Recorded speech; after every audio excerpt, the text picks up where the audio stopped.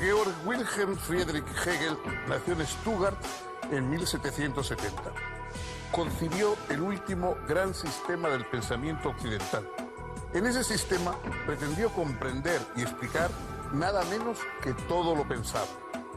Afirmó que lo finito pertenece a lo infinito y que éste se expresa en aquel, de manera que el absoluto está en nosotros. Expuso el método dialéctico, que es, según él, la estructura misma de lo real. Entendió que su propia filosofía contenía como momentos previos a todas las anteriores. Nadie después de él pudo ignorarlo.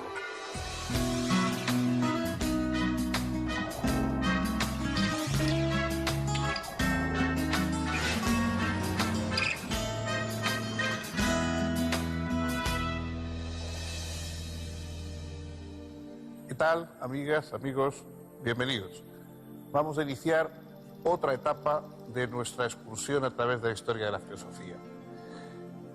Ha habido filósofos que han pretendido explicar tal o cual faceta de la realidad.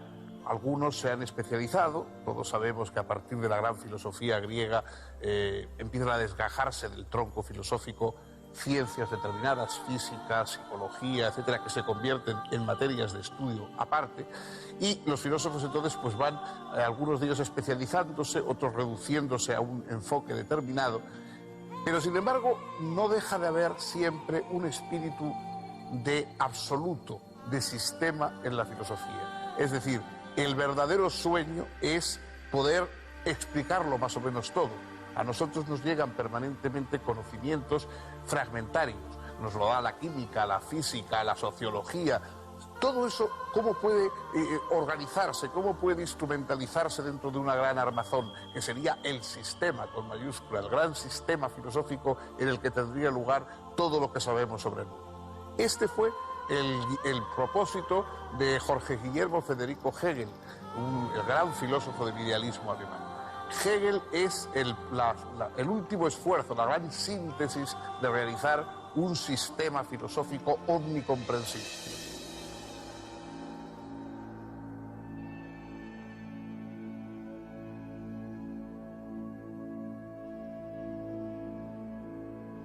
Georg Wilhelm Friedrich Hegel nació en Stuttgart, en el actual territorio alemán, en 1770, y falleció en Berlín en 1831 a causa de una epidemia de cólera. Era hijo de un funcionario fiscal del ducado. A los 18 años se inscribió en la carrera de teología de la Universidad de Tubinga. Sus dos principales amigos de esos años de estudiante fueron Friedrich Wilhelm Joseph Schelling, futuro gran filósofo, y Friedrich Hölderlin, que llegaría a ser uno de los más importantes poetas de lengua germana. Hegel finalizó sus estudios en 1793, pero consciente de su poca vocación para la profesión pastoral, trabajó como preceptor familiar para la aristocracia hasta 1801, año en que consiguió una cátedra en la Universidad de Jena, cuyo rector era el célebre escritor Johann Wolfgang von Goethe. Ese mismo año entregó a la imprenta la que sería su primera obra publicada, sobre las diferencias entre los sistemas filosóficos de Fichte y Schelling. Pero su primer texto importante no aparecería hasta 6 años más tarde, La fenomenología del espíritu. Para Hegel, esa sería la introducción a su sistema filosófico.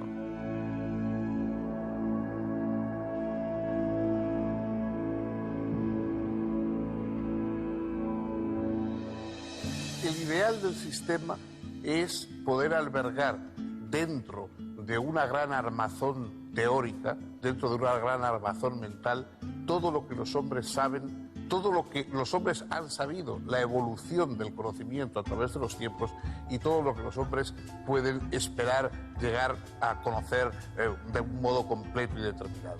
El propósito es inmenso y es el gran intento de convertir la filosofía en un saber sustancial y además primordial, es decir, la base de todos los restantes saberes del mundo. Nada menos que esto se propuso Hegel, un profesor de filosofía extraordinariamente influyente en su época, casi temiblemente influente en su época, que aspiró a crear el gran sistema filosófico y verdaderamente nos dejó una obra digna de ser reflexionada muy atentamente. Eso es lo que vamos a intentar hacer de una manera sintética y, como siempre, procurando ser accesibles para todos en los próximos minutos.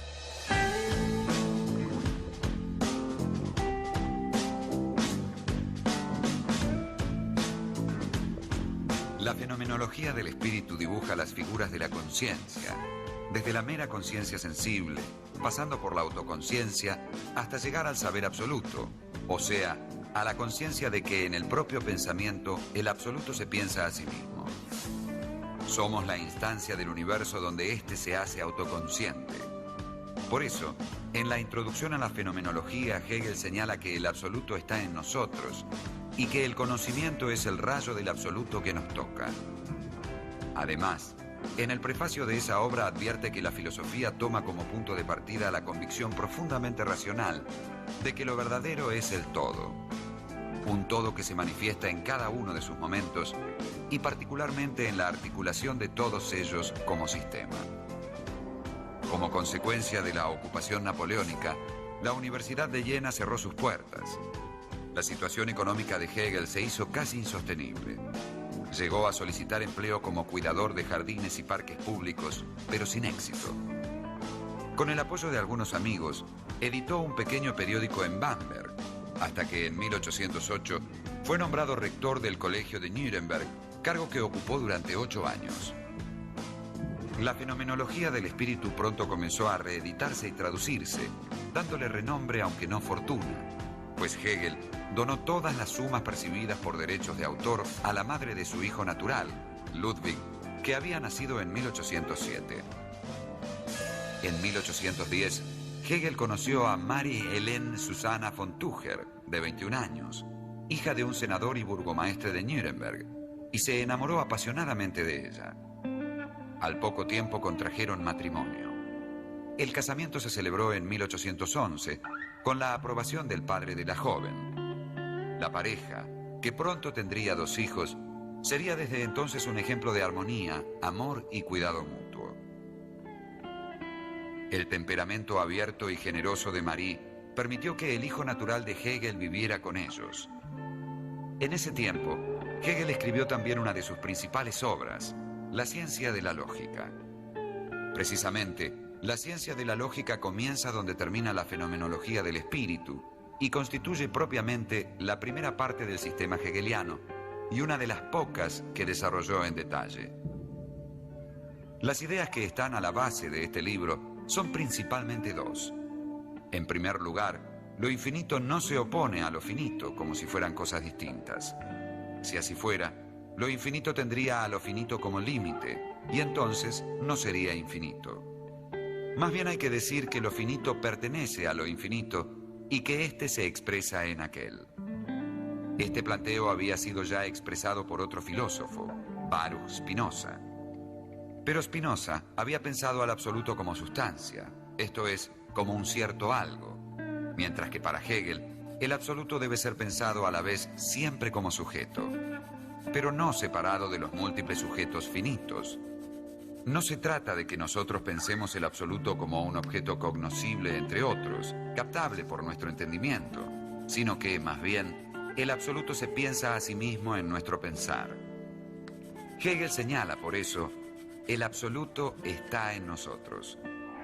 En segundo lugar, todas las categorías están íntimamente relacionadas entre sí, y el modo dinámico de su relación es lo que Hegel llamó movimiento dialéctico, según el que una afirmación o tesis supone siempre su negación o antítesis, y la diferencia entre ambas resulta superada en una síntesis que a su vez supone su negación, y así sucesivamente. Este proceso no permite al pensamiento detenerse. El movimiento dialéctico opera en la ciencia de la lógica desde el principio al fin. Hegel decide comenzar por lo más indeterminado y vago, el mero ser. Pero un ser tan vacío que no admite más predicados que el solo ser es lo mismo que la nada, y esta es su antítesis. La síntesis de ser y nada es el devenir, porque es un pasar de ser a no ser, o de no ser a ser. Así, lo que deviene es un ser, pero un ser que tiene en sí la negación. Es el ser determinado, que es algo y no otra cosa. A partir de estos trazos con los que comienza su estudio, Hegel está en condiciones de afirmar que cualquier cosa que podamos señalar está en devenir, que todo lo que existe es íntimamente contradictorio y que toda afirmación que efectuemos implica también su negación.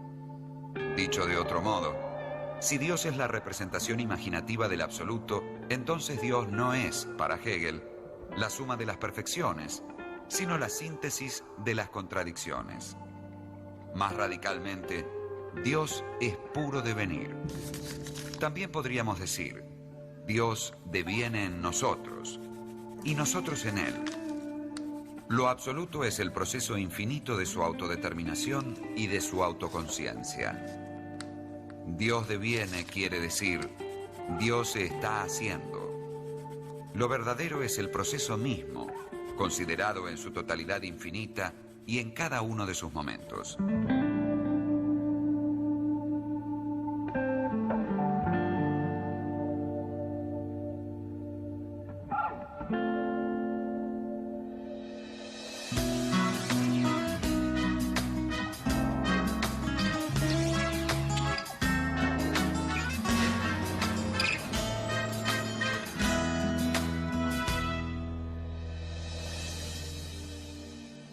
Para Hegel, el movimiento del pensamiento, según se va desarrollando en una persona concreta, en cierta medida tiene paralelos con el pensamiento como se ha ido desarrollando a través de la historia. Y el pensamiento se desarrolla no de una manera lineal, simplemente acumulativa, como pueden pensar ingenuamente. Hoy sabemos un poquito y mañana un poquito más y después un poquito más. El movimiento del pensamiento es precisamente por contradicciones. Es decir, lo que nos hace avanzar es lo que nos desmiente. Lo que cuando ya estamos instalados en un conocimiento y creemos haber llegado definitivamente a un conocimiento, algo nos desmiente, nos despierta de ese conocimiento y nos lanza a buscar un nuevo camino.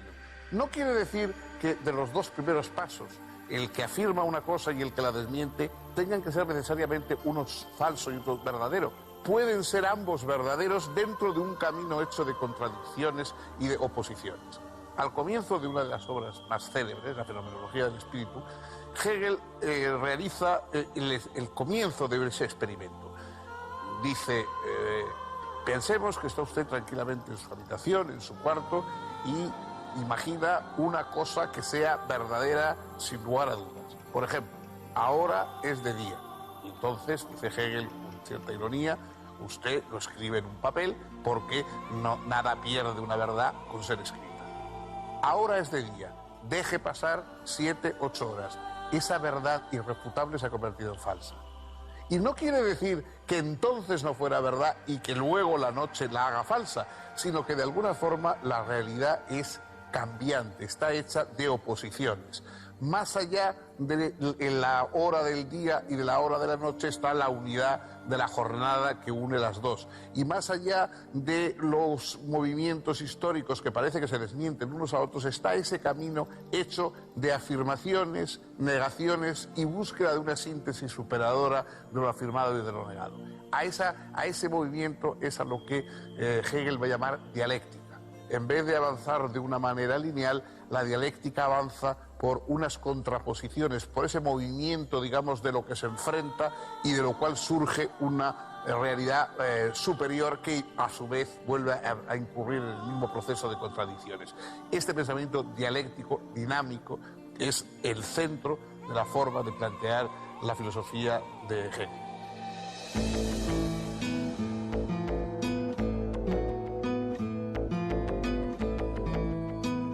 A consecuencia del prestigio ganado con la ciencia de la lógica, la Universidad de Heidelberg le ofreció una cátedra de filosofía que Hegel aceptó.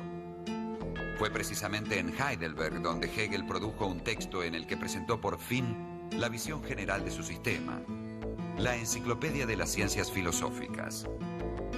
La enciclopedia consta, además de los prólogos a cada una de las 3 primeras ediciones, de una introducción y 3 partes. La primera parte es un resumen de la ya publicada Ciencia de la Lógica. La segunda parte se ocupa de la filosofía de la naturaleza Y la tercera parte tiene como tema la filosofía del espíritu. La obra en su conjunto ofrece al lector la impresión de una catedral, donde cada elemento guarda relación con todos los otros, donde nada se ha escrito por capricho, donde cada frase está sólidamente justificada por la totalidad de la obra. En la filosofía del espíritu, acaso lo más original del libro, Hegel expone que el espíritu es la verdad del alma y de la conciencia. Esta tercera parte de la enciclopedia aparece dividida en 3 secciones, una dedicada al espíritu subjetivo, otra al espíritu objetivo y una última al espíritu absoluto.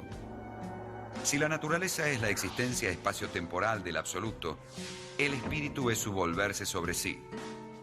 Hegel explora este volver hacia sí como alma, conciencia y sujeto para sí. En el espíritu objetivo encontramos el derecho formal, la moralidad y la eticidad. La eticidad es el ámbito de la justicia y por eso es la síntesis y superación de los momentos anteriores. El derecho formal es meramente abstracto y solo se ocupa del cumplimiento de los pactos y normas. La moralidad es solo individual y no puede instalarse adecuadamente en el campo de lo social. Para Hegel no hay eticidad posible más que en el seno de un Estado, y por eso el despliegue del espíritu objetivo finaliza justamente en una filosofía del Estado. En el espíritu absoluto, finalmente, hallamos el arte, la religión y la filosofía. En el arte, lo absoluto se manifiesta sensiblemente. En la religión, mediante representaciones. Y solo en la filosofía alcanza el ámbito conceptual. Lo absoluto es lo bello en el arte, es Dios en la religión y es la idea en la filosofía. Esas determinaciones requieren ser pensadas en su unidad concreta y no unilateralmente, si se quiere evitar que el pensar resulte abstracto e incompleto. La Enciclopedia de las Ciencias Filosóficas termina con una extensa cita de la Metafísica de Aristóteles, donde se define a Dios como el pensar que se piensa perfectamente a sí mismo, un pensar que es en sí actividad infinita y vida eterna. Habría que agregar todavía, un pensar que es saber de sí y que se despliega en la historia universal, porque el tiempo no es más que el salir de sí del absoluto, su existir mismo.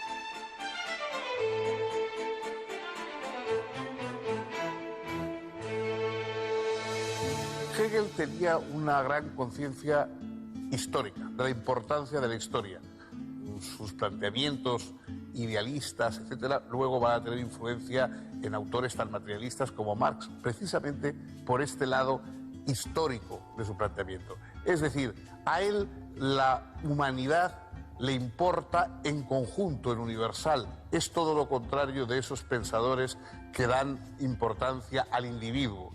De ahí que, por ejemplo, un Kierkegaard o el propio Nietzsche sean lo opuesto, en buena medida, al planteamiento hegeliano. Para Hegel, el espíritu es el espíritu humano, del cual evidentemente todos participamos, pero que proviene y se va moviendo a lo largo de la historia.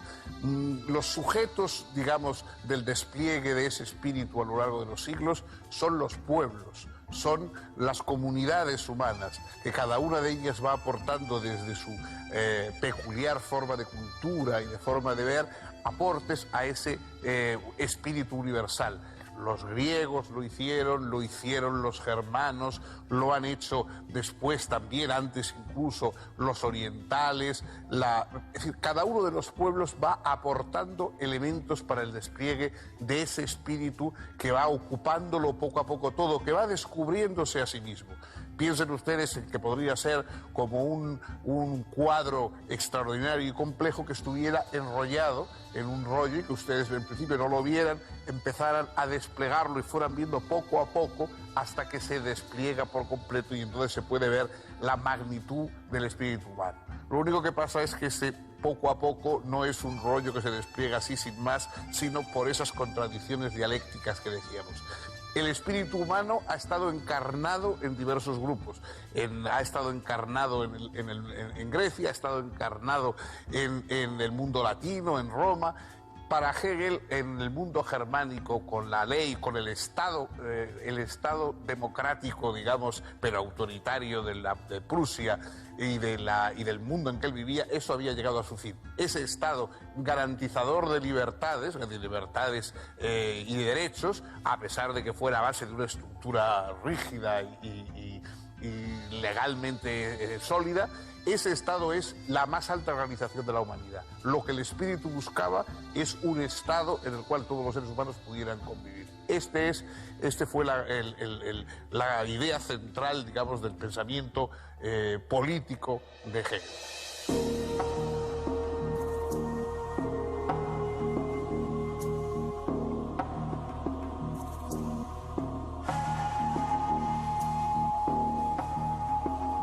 En 1818, Hegel aceptó las reiteradas propuestas de la Universidad de Berlín y ocupó una cátedra de filosofía. 3 años después, publicó sus Principios Fundamentales de la Filosofía del Derecho, en el que exponía con más detalles algunas ideas que ya había planteado en su enciclopedia. En 1830 fue nombrado rector de la universidad, cargo que ejerció hasta su repentina muerte en 1831. Los textos de sus clases y cursos fueron publicados póstumamente por sus discípulos, cotejando los borradores del filósofo con los apuntes tomados en clase por los diferentes alumnos. Así hemos podido conocer sus lecciones sobre historia de la filosofía, filosofía de la historia universal, estética y otros temas. El sentido global de la filosofía hegeliana sigue siendo materia de discusión. No cabe duda, por ejemplo, de que afirmó la identidad de la naturaleza humana con la divina, y así dijo que la verdad del cristianismo está en la figura de Cristo como hombre y Dios a la vez. Pero esa concepción fue interpretada en diferentes maneras. Para los llamados hegelianos de derecha, significaba que lo humano era nada menos que divino. Para los llamados hegelianos de izquierda, lo divino era nada más que humano. También en lo político cabe el desacuerdo. Para algunos, Hegel fue algo así como el filósofo oficial del Estado prusiano, a pesar de que en su filosofía del derecho propone un parlamentarismo al estilo británico y otras particularidades ajenas al régimen prusiano. Otros lo califican de jacobino moderado, es decir, una especie de demócrata revolucionario. Hegel pretendía estar más allá del conservadurismo y la revolución. También pretendía estar más allá de teísmos y ateísmos, o de derechas e izquierdas. Pretendía describir cómo son las cosas, cómo es el todo. Hoy puede parecernos que esas pretensiones son excesivas, pero lo cierto es que representan la síntesis más lograda de 2000 años de filosofía occidental, y que tanto el siglo XIX como el XX han permanecido bajo la sombra de su gigantesca figura.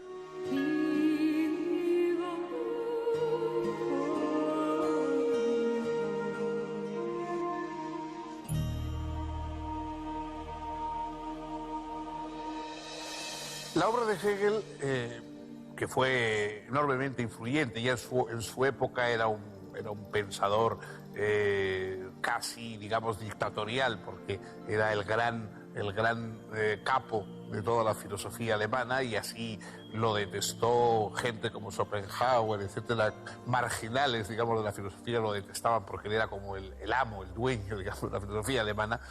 Sin embargo, la influencia de Hegel fue más bien a través de sus discípulos, y de discípulos o seguidores o lectores que de alguna forma probablemente él, no sé si le hubieran gustado mucho. Hay toda una corriente llamada la izquierda hegeliana de pensadores que tomaron las ideas sobre la historia, sobre el despliegue de la realidad humana, etcétera, a lo largo del tiempo, pero la pusieron con una salsa diferente. Feuerbach, Marx, etcétera, son todos esos seguidores de una nueva corriente de pensamiento que parte de Hegel. Sin duda, Hegel fue enormemente influyente, pero influyente sobre todo a través de estos lectores, a través de estos discípulos que casi cambiaron, pusieron, como en alguna ocasión dijo el propio Marx, pusieron a Hegel con lo que era la cabeza en los pies y al revés, es decir, le dieron la vuelta. Ese darle la vuelta es lo que ha garantizado el que el esfuerzo teórico tan complejo, tan lleno de aspectos que es difícil resumir, sobre arte, sobre historia de la religión, etcétera, de Hegel, haya llegado y haya perdurado hasta nosotros como una influencia notable. Hasta aquí hemos llegado también nosotros hoy. El próximo día tendremos otro pensador, otra perspectiva y esperamos que la misma compañía de ustedes.